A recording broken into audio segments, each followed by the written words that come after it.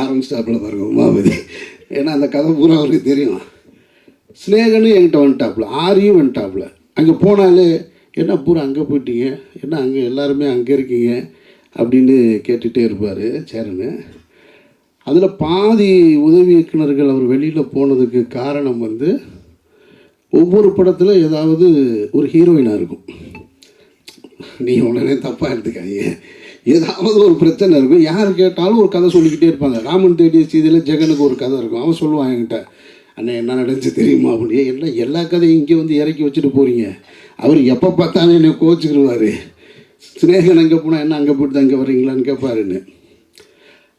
சேரன் பொதுவாக வந்து பெண்களை நல்லா பார்த்துப்பார், அதில் வந்து எந்த டவுட்டும் கிடையாது. நீங்கள் இப்போ கூட கவனிச்சிங்கன்னா ஸ்னேகா மேடத்துக்கு அவர் தான் தண்ணி பாட்டு திறந்து கொடுத்தாரு.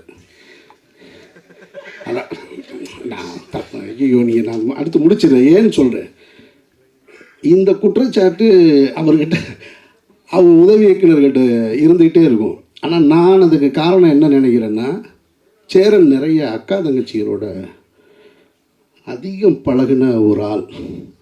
அவர் வந்து நிறைய உறவுகள் வந்து அண்ணன் தம்பி அதிகம் கிடையாது, அவங்க வீட்டு உறவுகள் அக்கா தங்கச்சிகளோட அதிகம் பழகினது.